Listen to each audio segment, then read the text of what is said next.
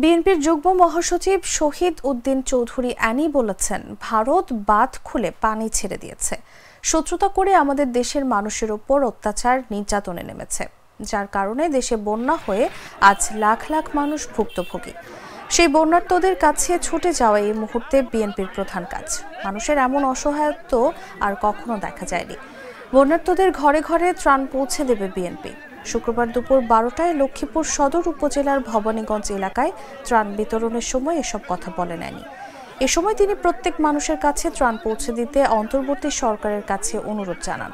পরে তিনি ক্ষতিগ্রস্ত বিভিন্ন এলাকা পরিদর্শন করে বন্যার্তদের হাতে ত্রাণ সামগ্রী তুলে দেন। অ্যানি বলেন, দেশ গড়ার জন্য মানুষ আজ ঐক্যবদ্ধ। বন্যার্তদের সহায়তায় সবাইকে পাশে দাঁড়াতে হবে, তাদের বাঁচাতে হবে। মানুষ বাঁচলে দেশ বাঁচবে।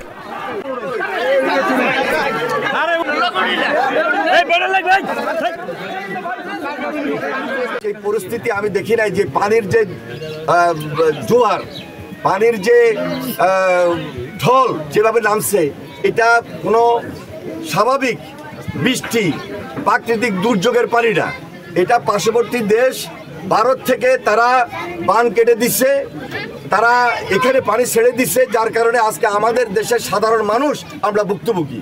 আমরা তীব্র প্রতিবাদ জানাই ভারত সরকারকে। আমরা জানাতে চাই, বলতে চাই যে আপনারা, আমার মনে হয় শত্রুতামূলকভাবে আমাদের দেশের মানুষের উপর এই অত্যাচার নির্যাতনে নেমেছেন। আমাদের দেশের মানুষ আজকে ঐক্যবদ্ধ, আমরা ঐক্যবদ্ধ হয়েছি দেশ গড়ার জন্য, কিন্তু এর মধ্য দিয়ে আমাদের উপর এই ধরনের অত্যাচার নির্যাতন আমরা মেনে নেব না। আমরা সাধারণ মানুষকে ঐক্যবদ্ধ রাখবো, আরেকদিকে সাধারণ মানুষের পাশে প্রাণ সহায়তা নিয়ে যাচ্ছি। মানুষকে বাঁচিয়ে রাখতে হবে, মানুষ বাঁচলে দেশ বাঁচবে, এটা আমাদের স্লোগান, খালেদা জিয়ার স্লোগান। ইনশাল্লাহ আমরা সবাইকে নিয়ে আমরা এই দেশটাকে গড়বো, ঐক্যবদ্ধভাবে গড়বো।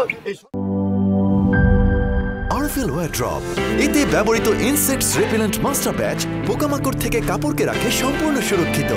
আরফিল ওয়্যার ড্রপ, যত্নে থাকুক ভালোবাসা।